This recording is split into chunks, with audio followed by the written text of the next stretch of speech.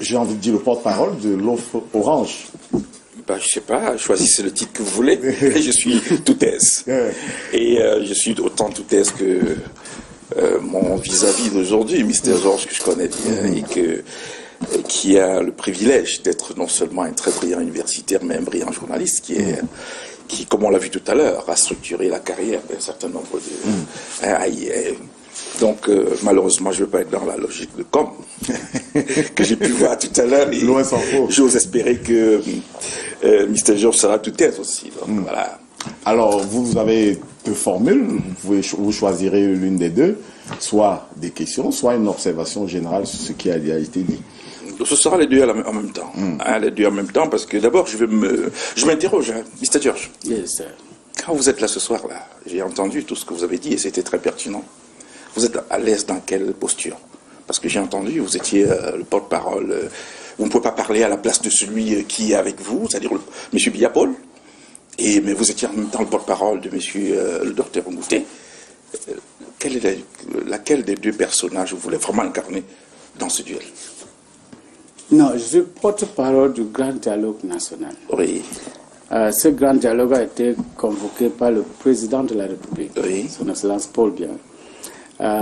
Son Excellence Paul Biya a désigné un président de ce Grand Dialogue, en même temps qu'un porte-parole du Grand Dialogue. Oui. Alors, le porte-parole de ce Grand Dialogue travaille pour le Grand Dialogue. Et qui dit Grand Dialogue dit donc la personne qui a convoqué ce Grand Dialogue et la personne qui l'a présidé et cette structure. Donc vous êtes tous les deux en même temps. Alors, donc vous portez la parole d'une certaine manière de M. Biya et de celle de M. Ngouté dans le cadre de du Grand Dialogue. Alors, je porte la parole du Grand Dialogue. Du Grand Dialogue simplement. Comme une institution morale. Une institution. Une personne morale. Une personne morale, pas comme les individus. Ah d'accord, ok, Voilà. ok. Bon là c'est très intéressant. Parce que sur le premier volet, je me suis entendu dire des choses extraordinaires. Vous avez répété plusieurs fois le temps il faut donner le temps au président, il doit prendre du temps, il y a la patience de le mettre en œuvre. Vous êtes très à l'aise quand vous dites qu'il faut donner du temps à M. Biya qui a 87 ans comme ça, et qui a eu pratiquement 20 ans pour mettre en œuvre l'histoire de décentralisation. Vous êtes très à l'aise quand les Camerounais nous écoutent.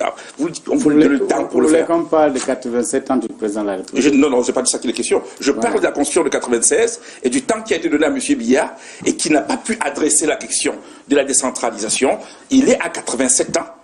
Aujourd'hui, le problème a ressurgi parce qu'il ne pouvait pas mettre en œuvre cela. Et aujourd'hui, vous me dites, après le Grand Dialogue, donnons la patience à M. Biya. Est-ce que vous êtes à l'aise quand vous dites... Mieux vaut tard que jamais. Ah, d'accord. C'est important. Je ne crois pas que la décentralisation était le seul challenge de M. Biya. Il y en avait d'autres. Sécurité, développement économique, intégration sous-régionale et internationale, rayonnement du Cameroun. Il y en avait plein. Donc là, ce n'était pas la décentralisation qui était le problème. Donc on peut, comme vous le dites, du côté du Grand Dialogue, de vous autres qui avez fait le Grand Dialogue, la primature, vous pensez que... Vous n'étiez pas au Grand Dialogue. Hein? Vous n'y étiez pas. Ah ben, vous le porte-parole. Non, le porte-parole ne connaît pas tout ce que c'est le porte-parole. Donc voilà, je crois que vous avez quelque chose de commun avec le Premier ministre Ngouté que j'ai rencontré justement dans ce cadre-là. Vous avez quelque chose en commun, vous avez perdu beaucoup de choses là-bas. Hein? C'est-à-dire que lui aussi, il a perdu sa maison, vous avez perdu la vôtre, donc vous êtes quand même très intéressé par cette question. Vous avez le sentiment que vous avez vraiment adressé ça? C'est-à-dire, quel était l'objectif du dialogue? L'objectif, en une phrase, c'était quoi? L'objectif du dialogue, c'était de trouver les voies et moyens pour ramener la paix dans le nord-ouest et le sud-ouest. Et je viens d'entendre... Vraiment, en une phrase. En une phrase. Et je viens d'entendre tout à l'heure que vous dites que depuis le Grand Dialogue, les choses ont changé. Les choses changent. En fait, je veux dire, les vies des fonctionnaires qu'on vient de tuer là, ça vous dit quelque chose quand même? Les fonctionnaires? Qui ont été tués après le Grand Dialogue? Où? Dans ces deux régions. Il n'y en a pas? Peut-être que je me suis trompé. Hein. S'il n'y en a pas, je ne sais pas quel fonctionnaire a été tué. Ah, le Grand Dialogue n'était pas, comment on dit en anglais, a magic wand. All right? D'accord. To stop violence. Le Grand Dialogue était convoqué pour que toutes les intelligences, qu'on appelle les kinetic forces of Cameroon, qui s'asseyent sur une table, parler Cameroun et proposer des solutions pour résoudre les problèmes camerouno-camerounais. Et c'est ce qui a été fait. Maintenant, certaines recommandations sont en train d'être how do you say that, executed on the ground. Et c'est ça le plus important. La question que je me pose, c'est quand même pertinent de savoir que dans votre subconscient, vous, au grand dialogue, vous avez conscience que vous... Pourquoi vous dites vous? Vous, là-bas. Parce que ce dialogue ne vous concernait pas. Non, il n'était pas inclus, il ne me concernait pas du tout, puisque j'ai dit à M. Ngouté que les conditions d'organisation ne répondaient pas et ça ne pouvait pas produire des résultats tels que nous attendions. C'est ce que nous avons dit. Donc, alors, vos conditions, c'était quoi? Vos conditions, c'était quoi? Vous ne pouvez pas adresser la question de la résolution d'un conflit dans une région sans les acteurs du conflit. C'est un préalable. Nulle part au monde. Donc, non, c'était ça. Et je le lui ai dit. Et les acteurs de ce conflit. Mais attends, qui commande aujourd'hui? Je vous pose une question. C'est moi qui pose la question. Bon, d'accord. Selon vous, là, depuis le grand dialogue. Vous savez que c'est difficile d'être journaliste pendant toutes ces années. Justement, et accepter de poser des questions. On a tendance aussi à poser des questions. Encore que c'est un débat, vous pouvez poser des questions. La question que je pose là, selon vous, depuis le grand dialogue, il y a eu encore les ghost towns ou il n'y en a pas eu? Si, il y a des ghost towns. Ah, d'accord, là. J'arrive. Non, sauf si vous voulez que je vous donne les réponses laconiques. Non, oui, non, vraiment, ça ne va pas nous avancer. Oui. Je vais vous mentir si je vous dis qu'il n'y a pas de ghost town. D'accord. Moi, je ne suis pas là pour la flagonnerie ou quoi que ce soit. D'accord. Il y a ghost town dans certaines régions, dans certaines villes du Cameroun. Il y a d'autres qui se plaisent même dans ce ghost town. Oui. Parce qu'ils trouvent un jour de plus de repos. C'est vrai. Qui ne veulent même pas que ça s'arrête parce qu'ils se plaisent dans ça. Mais mardi, mercredi, jeudi, vendredi, samedi, dimanche, c'est le boom, un boom total. Même les lundis, dans certaines villes du nord-ouest et du sud-ouest, il n'y a pas de ghost town. D'accord. Je vous amène en Cambé, même à Tombé, partout là-bas. Je parle des endroits que je connais. Donc, il n'y a pas ça dans certaines villes. Mais dans certaines villes comme Bamenda, il y a des gens qui se plaisent même à ce que non, vraiment, we are not going to work today. Ça te donne un jour de repos de plus. Il n'y a pas de règle sans exception. On est d'accord, Mr. George, il n'y a pas de règle sans exception. Il y a certaines villes qui n'ont pas de ghost town, mais la réalité est que, avant le dialogue, il y avait des ghost towns de manière généralisée, à l'exception de quelques villes. Et après le dialogue, jusqu'au jour où on parle, il y a toujours des ghost towns. Dans certaines villes. Donc, ça dit que toutes choses égales par ailleurs, on a la même situation. Voilà. Ça dit qu'il n'y a pas de villes où il n'y avait pas avant, où il y avait avant, qui n'en ont pas aujourd'hui. C'est ça qu'il avait dit. Je vais l'envoyer de missions sur le terrain, donc nous pouvons attester de ce que nous sommes en train de dire maintenant. Oui, mais simplement. Est-ce que vous savez qu'avant le ghost town, il y avait, avant le grand dialogue, il y avait de kidnapping presque tous les jours. Est-ce que vous savez qu'avant le grand dialogue, il y avait, on coupait les doigts des employés de la CDC, à Tico par exemple, presque tous les jours. Est-ce que vous savez que avant le grand dialogue, on assassinait les militaires, par l'acheter dans certaines régions, dans certaines villes. Est-ce que vous savez qu'après le grand dialogue, il n'y a pas eu ça? Tu peux compter ça au bout de doigts. Non, mais il y en a eu. J'arrive. C'est ça qui est la On n'a pas dit que ça, on ne va pas avoir ça. Mais je dis que la situation s'améliore et que les populations comprennent déjà. Ils comprennent déjà la nécessité de la paix. Résumons.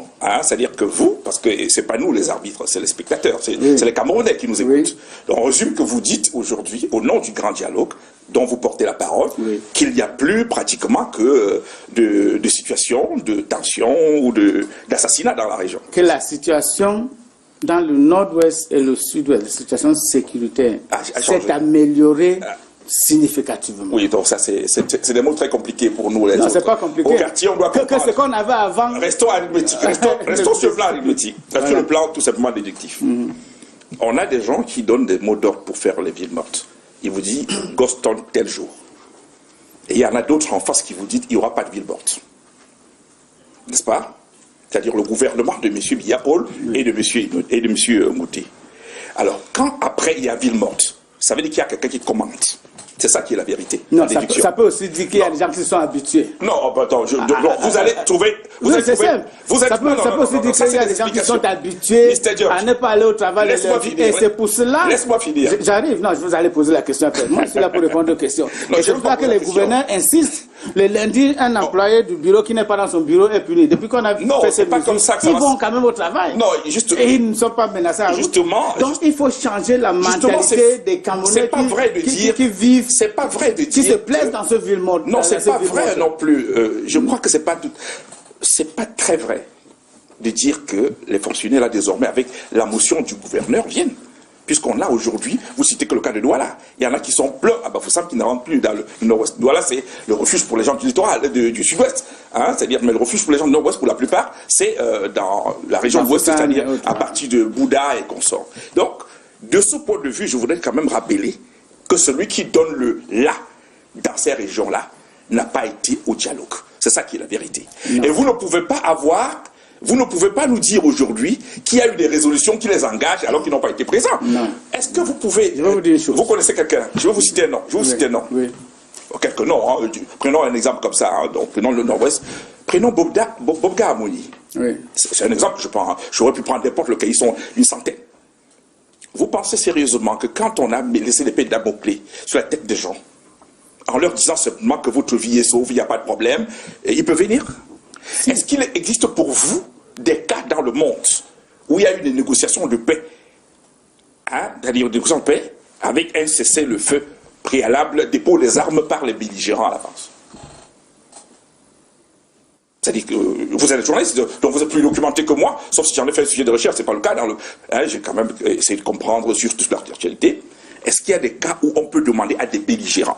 Puisque aujourd'hui, c'est un conflit armé non international, ce qui est la vérité dans cette région, du point de vue du droit international.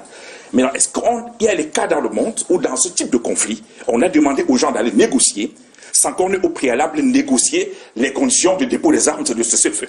Qui doit négocier ces conditions de dépôt? Qui doit négocier? Oui. Un tiers parti. Alors, ce qui se passe dans le Nord... Comme par exemple les initiatives qu'il y a eu à Genève, par exemple, qui n'ont pas abouti. Non, ne nous amenez pas dans... c'est pas moi qui vous amène, M. Biya. Je sais de quoi je parle. M. Biya n'est pas signataire de quoi que ce soit. Ah, d'accord, ok.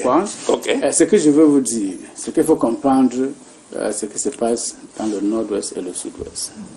Et j'ai indiqué au début de cette émission que beaucoup pas changé entre-temps. L'autre jour, vous avez cité Bob Ga, je vais citer d'autres. Oui, bien sûr. Que je connais très bien. Tout à fait. Je connais Jomba Akuro, oui. qui était un ancien collègue. Oui, qui a été mon collaborateur aussi. Voilà. Je comprends ses idées. Je connais... votre collaborateur aussi. je connais Eric Tato. Oui. Un ancien journaliste, puisqu'il se réclame journaliste. Je connais Sakou, je connais plein de ces gars. Tapang Avo, qui était mon stagiaire à la CATV. Donc je les connais. Oui. Alors au début, je vais vous dire, au début, les populations ont cru à cette illusion vendue. Que d'ici 2 mois, on a seulement 2 mois pour avoir l'indépendance. Ça fait 3 ans. Oui. Voilà. Qu'est-ce qui se passe sur le terrain aujourd'hui? C'est que ces gens ont été vomis. Ils ont été vomis. Non, ça c'est votre perception. J'arrive, je vais vous donner des exemples. C'est pas ma perception. Je suis là pour expliquer ce qui se passe. Votre position, voilà. pas expliquer ce qui se passe. C'est une position gouvernementale qui est contraire à la position du terrain. Non, hier par exemple, oui. M. Ivo Tapang a fait une sortie. Oui. Où quelqu'un se plaignait que no, I'm a fighter in this fight and they kidnapped my mother and my father. I've been contributing, they kidnapped my mother and my father. C'est pour vous dire que même ceux qui demandent, enfin, que vous appelez les vrais sécessionnistes, attendez, on kidnappe leurs familles, on kidnappe leurs parents. Alors pourquoi? Et on les a promis qu'on va vous voir encore sur le terrain. Ils ne se respectent plus. On ne les respecte même plus. Non, ce que je veux dire, c'est votre position. Non, ce que je veux dire, pas dire ça. Je vous ai dit qu'on a kidnappé leurs parents et les consorts. Comment tu peux sponsoriser? Comment tu peux être le commanditaire? Après, on kidnappe ton père. Non, ou ta maman, ou un membre de ta famille. Mr. George, il faut qu'on se comprenne très bien. Vous avez une position du grand dialogue qui est une position gouvernementale. J'ai une position qui est non gouvernementale. Je ne vous en veux pas. Donc vous ne pouvez pas faire croire que la position d'abord édulcorée qui est portée aujourd'hui par votre grand dialogue est la position de la réalité du terrain. Pas du tout. Non, moi je suis sur le terrain. J'en arrive. Moi je suis sur le terrain. Moi de même. Vous avez, comme on a vu par exemple... Alors vous voyez le verre à moitié vide. Oui, non. Je ne vois même pas le verre à moitié. Il n'est même pas à moitié. Donc on ne peut même pas se parler comme ça. Non, parce que quand vous voyez les théâtres du genre, un sous-préfet qui est installé avec personne autour. Donc, pas, mais il faut aussi voir le sous-préfet de Bangam qui est installé avec une population de plus de 500 personnes. D'accord. Il faut mesurer ça. Vous voyez seulement ce qui vous arrange. Mr. George, On a peu de temps sur le grand dialogue. En fait, sur ce que vous avez appelé le grand dialogue national, que nous on a appelé la grande foi nationale. Bon, mais simplement, allons-y sur les résolutions. Oui. Est-ce que vous vous sentez à l'aise lorsque vous dites quand même qu'on est en train de les mettre en œuvre? Est-ce que vous n'avez pas le sentiment qu'on est là en pleine filouterie politique? C'est-à-dire que, je pèse mes mots, j'ai dit, vous dites au grand dialogue, on va donner un statut spécial à des régions. Parce que les gens avaient un problème de représentation. Ils avaient un problème de leadership même à la réalité. Parce que la gouvernance aussi renvoie au leadership. Il y avait une déconnexion entre les pays potentiaires, qui sont à Yaoundé avec M. Biapol, qui gouverne au nom des anglophones, et la base anglophone, qui estime qu'ils ne les représentent pas assez. La posture de M. Urba, par exemple, Urba, je ne sais pas comment on l'appelle, du SDF, a clairement traduit cela. Honorable Urba. Urba, quelque chose comme ça. Voilà. Excusez-moi l'expression, s'il nous écoute là, il va quand même savoir que je parle de lui en bien, de toutes les façons. Mais quand on a une telle déconnexion, et que maintenant on vous dit qu'on a donné un statut spécial, le statut spécial n'est pas une invention camerounaise. Ça c'est clair. Il est évident.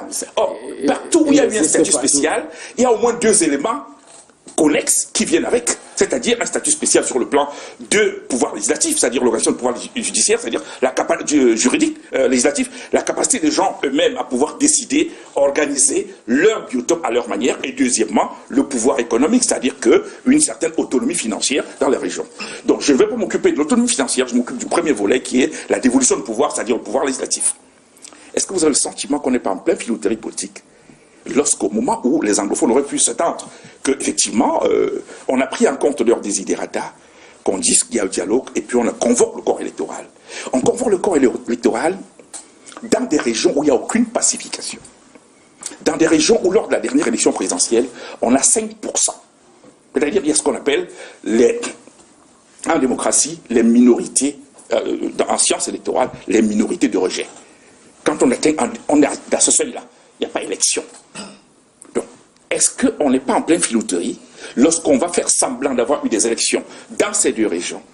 Au nord-ouest, on va produire des résultats électoraux alors qu'il n'y a pas eu des élections, et on va dire que ces populations ont donc des représentants qui auraient été choisis pour deux raisons simples. Vous êtes en train de juger... Je ne juge pas. Non, je suis sur les statistiques. Vous êtes en train d'être... Non, la dernière élection, vous allez répondre, hein. La dernière élection, vous le savez très bien, dans le nord-ouest, c'est une région qui a environ 2 millions de personnes. Vous le savez très bien. C'est pas moi qui vous le dis maintenant, mais dans le fichier d'électeurs, on a 650 000 électeurs inscrits. On n'a pas pu avoir 50 000 personnes. 50 000 non. Dans un département comme le Bouillot, par exemple, il y a eu 300 personnes qui ont voté, hein, sur les 56 000 inscrits. Est-ce que vous croyez que ça a un sens? Et aujourd'hui, toutes choses égales par ailleurs, rien n'a changé par rapport à la situation. Et les Kamla ne peut assurer aucune représentation là-bas. Et on demande à ces personnes d'aller voter, des gens qui vont aller les représenter. Est-ce que ce n'est pas une filouterie politique? Je vous ai dit le changement qui s'opère sur le terrain. Alors, les chiffres que vous avancez, moi je n'ai pas ces chiffres-là, donc on ne va pas faire un débat. Non, ils nous écoutent. Les experts et autres. Voilà, puisque Camerounais nous écoutent. Je ne les ai pas. Bon, ces chiffres n'engagent que vous. Tout à fait, j'assume. Mais ce qui m'intéresse, c'est que, après le grand dialogue national, j'insiste sur ça, il y a suffisamment d'améliorations sur le terrain. Et ça ne fait que s'améliorer. Les élections sont le 9 février. Il y a plein de choses dans le pipe. Oui. Il y a plein de choses qui vont se passer entre maintenant et cette date-là. Attendons voir ce qui va se passer. C'est tout à fait simple. Moi, je ne peux pas vous parler de choses, parce que vous parlez d'aujourd'hui. Or, les élections sont, on a encore la moitié de novembre, décembre, janvier. On a peu de temps. On a peu de temps pour les 15 minutes qu'il nous a donné. Donc, je prends acte du fait que vous êtes dans la logique de on va attendre toujours pour voir. Non. Je suis dans la logique du temps présidentiel. Le temps présidentiel. Je dis ceci. Non, le temps présidentiel. C'est lui qui gère le pays. Quand c'est bon pour lui, c'est tout le monde. Quand c'est mauvais pour lui et tout le monde. Il assume en tant que président de la République. Je comprends votre position. Voilà. Mais cette position est possible en monarchie. Il n'a pas de temps présidentiel. À monarchie, vous n'allez pas parler comme vous parlez. Non, mais attendez, écoutez. Le président de la République n'est qu'un délégataire de pouvoir. Oui. C'est moi qui suis propriétaire du pouvoir. Oui. Et je lui donne ce pouvoir, il exerce en mon nom. Et vous pouvez il est mon salarié à la réalité. Et vous pouvez reprendre ce pouvoir le moment donc, venu. Et pour pouvoir reprendre ce pouvoir, il faut attendre dans les élections. Il faut donc qu'on admette qu'il est techniquement acceptable de refuser cette théorie du temps présidentiel. Si le temps présidentiel est déconnecté du temps citoyen, ça veut dire qu'il ne nous gouverne plus. Alors, vous mettez tout ce que le président a déjà fait. Alors, je ne sais pas ce qu'il a fait. Attendez, je l'ai expliqué ici. Ah, d'accord, ok. Avant, pendant et même après le grand dialogue comme insignifiant. Bon, je ne vois pas déjà ce qu'il a fait. Ce que vous voulez voir, c'est... Je prends un exemple, Georges, un exemple. Cette théorie de créer une vacuité des citoyens, c'est-à-dire des responsabilités. Monsieur Biapol a créé ce qu'on appelait la commission du bilinguisme. Vous le savez très bien, puisque vous disiez grand dialogue. Ils ont fait un travail extraordinaire. Ils ont recommandé le fédéralisme. Et ils ont recommandé le fédéralisme. Ils ont un rapport qui a été transmis à M. Biapol. Oui, dans le rapport qui a été publié, c'est officiel. Oui. Alors, comment peut-on dire... La commission sur le bilan. Non, écoutez... Non, je parle de la commission Moussongué. La commission Moussongué. Je parle de la commission Moussongué. Qui existe avant le grand dialogue. Oui. Et qui est créée de par M. Biapol, qui estime que voici les gens qui vont réfléchir cette question et me faire des suggestions. Ces gars ont séjourné dans l'Ouest. Moi, je ne suis pas porte-parole de la commission. Non, mais on parle du temps présidentiel. Et donc, je parle du président par rapport au grand dialogue et par rapport à sa logique, à sa stratégie de résolution de la crise anglophone. Et donc, dans cette stratégie, avant le grand dialogue, il a mis en place cette commission nationale du bilinguisme qui a fait parler les anglophones. Peter Mafani Moussonga était personne ressource dans la commission de bilinguisme au grand dialogue national. Oui. Est-ce que vous avez donc vu les recommandations de cette commission de bilinguisme? Mais nous avons appris que lorsque la question a été soulevée, le Premier ministre a indiqué notamment au roi Abdelbamoun que la question n'était pas à l'ordre du jour. Donc on n'en discuterait pas. Est-ce que c'était un mauvais écho? Nous sommes des journalistes. La commission... C'était un mauvais écho? Non. Ce qui s'est passé, ce n'était même pas dans la commission de bilinguisme. C'était la commission de décentralisation. De décentralisation. Et le Premier ministre, au contraire, c'est le Premier ministre qui a permis aux gens d'aller d'une commission à l'autre. Oui, c'est votre rôle de vanter cette... Non. C'est le contenu qui m'intéresse. Non, c'est vrai. Oui, non, c'est bon. Au début, la personne qui a présidé cette commission, c'est l'ancien ministre Ngole Philippe Ngozi. D'accord. La commission de décentralisation. Alors, dans chaque commission, on a une feuille de route. C'est clair, c'est comme ça qu'on organise, M. Kamga qui est spécial dans ce domaine, c'est comme ça qu'on organise des forums, des forats de ce niveau. Tout ça, voilà, de ce niveau. Il n'était pas question de fédéralisme. Mais, après, c'est ça qu'il y avait cette tension le premier jour. Après ce premier jour, le lendemain, les gens disent, bon, on parle de tout. Ils sont parlé de tout. Maître Agobala, j'aime le citer parce que c'est un ami personnel, donc je cite les gens avec qui c'est que c'est mes problèmes. S'il y a un problème qu'on peut résoudre ça à nous deux. C'est pour ça que je le cite. C'était les porteurs de ce projet du fédéralisme. Mais quand en fin de journée, on se rend compte que non, quand on met le fédéralisme et le statut spécial côte à côte, je crois qu'il y a même plein. Si vous demandez, il y a même plein de choses dans le statut spécial qui ne vont pas entrer dans le fédéralisme. C'est un non. Shakespeare le dit. Vous aurez le temps pour votre communication. Je vais finir. Mais que faisait le Premier ministre en commission? Le Premier ministre était président du Grand Dialogue National. Il avait la possibilité. Attendez, il avait la possibilité. Sauf si vous voulez que le président dort chez lui. Non. Vous ne pouvez pas critiquer une chose et son contraire. Non, je critique pas, le Premier ministre faisait les tours de chaque commission, s'assurer que tout va bien. Je le faisais aussi, parce qu'un porte-parole n'est pas seulement celui qui porte la parole, il est aussi une personnalité politique. Il n'a pas distribué la parole. Non, mais j'ai dit, le roi Njoya a parlé de fédéralisme, le Premier ministre lui a indiqué que ce n'était pas l'ordre du jour. Donc c'était pas en commission. Le roi Njoya parle de fédéralisme. Il a parlé du mandat présidentiel et toutes ces choses-là. Et qui était pas de fédéralisme. Il a parlé de limitation du mandat présidentiel à 5 ans, ainsi de suite, et tout ça. Donc, voilà les choses qu'il disait. Le fédéralisme, c'était dans la commission de décentralisation.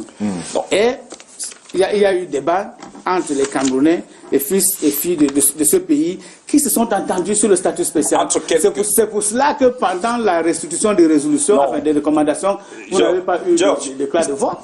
C'est tout à fait simple. Mr. George, Yes, Mr. il faut Cameron. bien que ce soit clair qu'entre quelques Camerounais, parce que le dialogue n'était pas inclusif, donc on va y aller.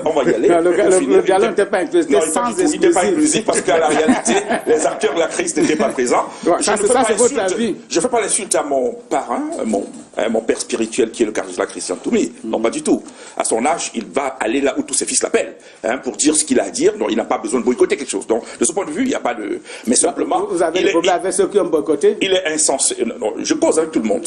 Ah non, mais est-ce que vous savez qu'il y a des gens qui ont quand même boycotté? À Genève, je suis arrivé, j'ai Qui rencontré qui n'ont même pas mis pied dans la salle, qui le lendemain ont dit que non, ça ce n'est pas un événement. Je fais partie de ceux qui ont... Ouais, parce qu'ils étaient chez le Premier ministre, Je suis ils ont parti- remis les documents. je fais au Premier partie de ceux ministre. qui ont Ils dit- n'ont pas eu le sentiment que ça a été intégré Est-ce dans que- oui, l'agenda bon, du dialogue. ça, c'est facile Est-ce que vous de pouvez dire. dire aux Camerounais Oui.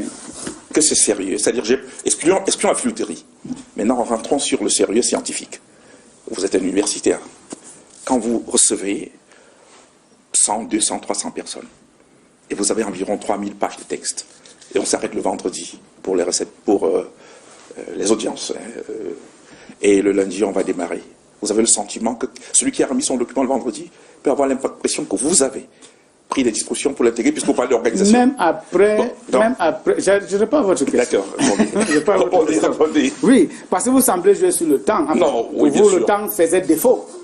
Si j'ai bien compris. C'était votre pas question. possible d'organiser comme ça, c'était impossible. Si, c'est possible. Vous voyez les 4 jours, mais il faut pas. On n'organise pas une conférence ou un dialogue en 4 jours. Non, pas du tout. Et il y a des termes de référence qui sont mis sur pied avant. Non. Il y a certaines choses qui sont. C'est Le clair. forum n'est que l'aboutissement. Oui, j'arrive. Le forum n'est qu'un aboutissement d'un travail déjà fait. Et c'est pour ça que je parle de Dans tous les forums. C'est comme ça théâtralisation. que ça se passe. Donc, quand vous recevez quelqu'un le Dans 5 vendredi, jours, c'était même énorme. donc, quand vous recevez quelqu'un le vendredi, Oui. et qui vous donne 100 pages de documents, c'est pas théâtral? Même si vous avez travaillé un mois à l'avance? D'abord, Puisque vous ne pouvez même pas intégrer non, ces éléments. il y a des recommandations, enfin, des recommandations qui venaient de personnalités privées, des organisations non gouvernementales et tout ça. Mais Même du Camerounais lambda. même du Camerounais lambda, j'en ai reçu certains, parce que les gens me confondaient même le poste de porte-parole, comme c'était au secrétaire centre, technique, voilà. au secrétaire technique. Mais le secrétaire technique a fait un travail énorme. Oh, J'arrive. très bien, très bien. Un travail énorme, magnifique. Parce que quand on mettait ensemble toutes ces recommandations venant des individus et de la société civile, on se rendait compte que les gens avaient presque les mêmes choses. Les gens disaient les mêmes choses. Vous ne pouvez pas avoir 2000 façons de gérer le Cameroun. Oh, enfin, les recommandations, 2000, non. Donc, Mais 2 mois après, On a vous allez... donc, non, je vais répondre à votre parce qu'il va question. me chasser là, à bientôt. Bon, vous allez la tête de Il va faire 2 partie mois après. Dans bientôt, mais j'ai deux Dans petites une questions. minute, oui. Oui, deux petites questions. La première, c'est une question et l'autre, c'est une observation. Ok. Une question qui va peut-être déranger un peu, mais voyez-vous, Non, pourquoi les les questions Camerounais dérangeraient? nous écoutent. Hein, j'espère qu'il n'y aura pas un faux fuyant là-dessus. Alors, ça coûtait combien? Et chacun touchait combien? Le porte-parole était porteur du parole. Oui, justement, la parole, c'est notre argent. Elle n'était pas là pour porter une parole financière ou économique. Elle était pour porter une d'accord. parole politique et du grand dialogue national. Mais les parce que- dépenses n'étaient pas soumises à un compte d'emploi. Je ne sais pas. C'est pas parce possible. que Je ne réponds pas aux questions dont je ne maîtrise pas. Parce que justement, vous avez répondu aux journalistes tout à l'heure que vous avez pris Une quelque chose question alimentaire. qui vous est cher. Hein, c'est-à-dire, le journaliste ne doit pas venir pour travailler pour de l'argent. Oui, oui. Mais je veux bien comprendre pourquoi un leader de la société civile ou un leader de parti politique doit venir travailler pour le pays pour de l'argent. Pourquoi? Pourquoi ils ont reçu des cachets alors? Je ne sais pas s'ils ont reçu les cachets. Ah, d'accord, C'est ce que ok. je vous dis. Mais le porte-parole Je vous dis, a je un problème pour moi. Non, je réponds aux questions dont je maîtrise. Ah, d'accord. Je Mais bon, maîtrise des questions sur le grand dialogue national. C'est de ça qu'il est En ce qui question. concerne- C'est partie de l'organisation. J'arrive. Vous avez au moins logé les participants. Je peux vous donner, oui, je peux vous donner Ça, c'est... je peux répondre à cela. Ouais. D'abord, les participants ont été logés. Parce qu'il ne fallait pas que les gens viennent demain dire je n'ai pas pu assister parce que je n'avais pas de l'argent pour venir à Yaoundé. Donc, il fallait ouvrir, loger tous les participants. Ils ont été logés. Les 900. Je ne sais pas si c'était 900. Je sais que les participants étaient 500. Ah, d'accord. D'accord. Par participants, c'est différent de ceux qui ont assisté. Donc, il faut laisser les réseaux sociaux tranquilles. Et ce qui vient des réseaux sociaux. Mais Parce si- que là, non, j'arrive, monsieur Kamka, je vais vous répondre. D'accord. Je vais vous répondre. D'accord, très bien. Les participants ont été logés. Tous ont été logés. Ça, c'est clair. Parce qu'il ne fallait pas que quelqu'un dise non, je ne peux pas venir à Yaoundé parce que même ceux qui venaient de la diaspora, C'est tout à fait clair. Pour faciliter, pour que les gens se sentent à l'aise, pour parler Cameroun, c'était ça le plus important. Je parle de Perdien, pas le jeu. Je ne connais pas ce que Perdien, puisque moi je n'en ai pas eu. C'est-à-dire que les gens déchargent. Non, je ne sais pas.